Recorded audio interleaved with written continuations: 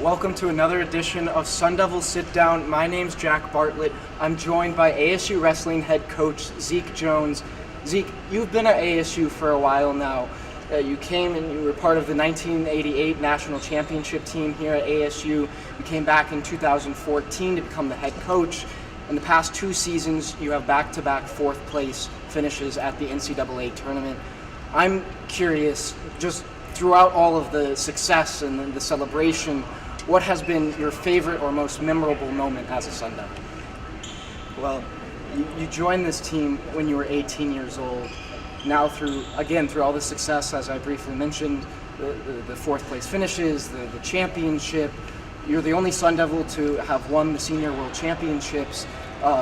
Through all of that, you get rewarded this past summer with a 6-year contract extension. I'm wondering, for someone who's had so much success with this team, how does that feel to be rewarded in that way? Well, I'm certainly grateful, right? Arizona State changed my life.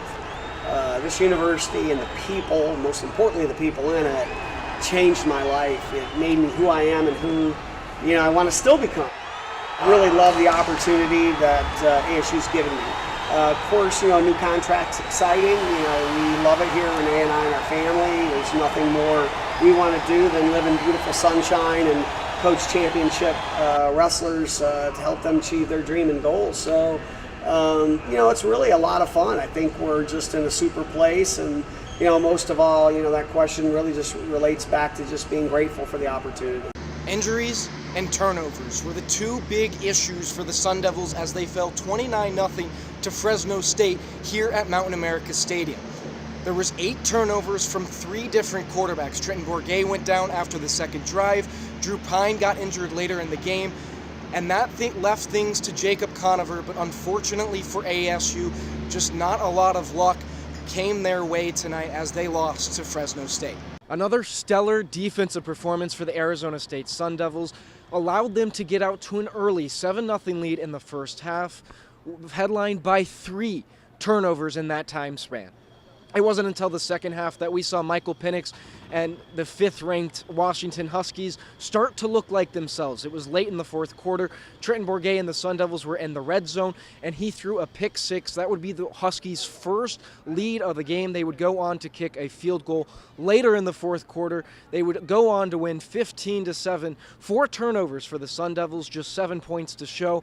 The offense laying flat, and that would be where most of their troubles lied as they lost by 8 on the road to the 5th-ranked team in the nation here at Husky Stadium. While perfection and competitiveness run strong in the Duane family, records and accolades only show a sliver of their success as high school basketball coaches. Among other things, Duane Jr. credits his dad for his ability to build camaraderie and make connections with his players, not only on the court, but off it as well. One team that will really benefit from this new rule change is the Arizona State Sun Devils, led by one of the most prolific offensive wrestlers of all time, head coach Zeke Jones. The Sun Devils are constantly looking for major decision victories, pins, or tech faults. I'm pumped to be here, and so should you, as we talk about one of the most explosive offenses in college football right now, led by Heisman favorite Michael Penix Jr. The Huskies have a ton of depth this season, from a wide receiver who could hoist the Blitnikoff Award in Roma Dunze to Jalen Polk and Jalen McMillan. Penix has a lot of guys to pass the ball to this year. So let's get into it. Second possession for UW. We're going to see Polk come into motion, move a defender off the line, and then a beautiful dime from Penix right to Giles Jackson, who burns past his defender. A beautiful play for the Huskies as they get on the board first. I love the next play for UW all the way around. We'll catch up here in a second. A check down pass from Polk. And it seems at first he may only get a few yards. But if you look, he's got a few blockers up in front. Wide receiver Giles Jackson, tight end Devin Culp with 2 crucial blocks to keep the play alive and give their team a fresh set of downs. If you take a second look, defensive end Brandon Dorless does a great job of getting off the line. But how about the sidearm pass from Michael Penix, an area where Patrick Mahomes has really excelled in the NFL, and Penix able to do the same thing, helping his team pick up a first down. Jalen Polk had himself a day against the Ducks, his second 118-yard game of the season, and burning past all defenders for a touchdown late in the first quarter to give the Huskies back the lead. We've seen aggressive play calling from Kenny Dillingham, but how about Kalen DeBoer doing it himself? Penix right behind center, handing it off to wide receiver Jeremy Bernard, who sees he won't get many yards running upfield, so what does he do? Throws a dot right to Jalen Polk. We head to the third quarter where Rome Odunze does this one-on-one coverage with Dante Manning, jumps up in the air and makes an impressive catch in tight coverage. ASU has a tall task ahead of itself this weekend, needing to contain Penix, Odunze, Polk, and Jalen McMillan is no easy feat. In fact, no team has accomplished said feat this season as the Huskies stand undefeated. Using unconventional defense, like using Jordan Clark to blitz or zone coverage with 2 or possibly even 3 high safeties, may help the Sun Devils from bleeding dry. ASU will need to capitalize on the run game as the Huskies have allowed 135.3 yards per game on the ground, which ranks 50th among FBS schools.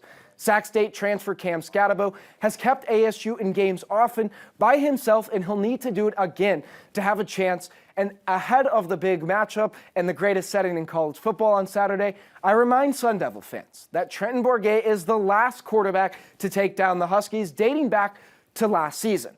I'll be there live for more news and updates during the game with Inferno Intel. Until then, I send it back to you guys at the desk. Thanks, Stephen. ASU men's basketball schedule is finally starting to take shape after the Pac-12 announced weekly pairings for each school yesterday. Inferno Intel reporter Paisley Poole joins us to go deeper. Thanks for being here, Paisley. Hey Jack, happy to be here. And yes, with the Pac-12's recent pairings, we are able to make some analysis on the season and start the conversation. Not to mention the Final Four coming to Arizona. ASU plays in several non-conference tournaments and series to start the season. From Mississippi State in the Barstool Invitational at the beginning of the year to the Vegas Showdown and the Jerry Colangelo series against Northwestern, which game stands out to you the most? Right, Jack. The first non-conference series to start the season will be the Barstool Invitational in Chicago. The Mississippi State Bulldogs did indeed qualify for the tournament in 2023. And we're one of the last 4 teams in, with ASU, then with Northwestern as second in the Big Ten, and star guard Boo Buie recovering from hand surgery. That Northwestern game will be an exciting one, but Mississippi's physically challenging play style under Coach Chris Jans will most likely be entertaining. Definitely some tough competition, but looking at conference play, it doesn't get any easier. What do you make of the 3-game stretch against USC, UCLA, and Arizona to end the season? Well, the Sun Devils are going to have to put up a fight and be ready for some basketball. Remember, last season's Pac-12 standings finished with UCLA in first, Arizona at second, and USC at third, and ASU not too far behind at 5th place. We can't just rely on numbers, though, because we've seen some pretty spectacular basketball from ASU. In case you forgot, the half-court buzzer beater last year by Des Cambridge Jr. against Arizona.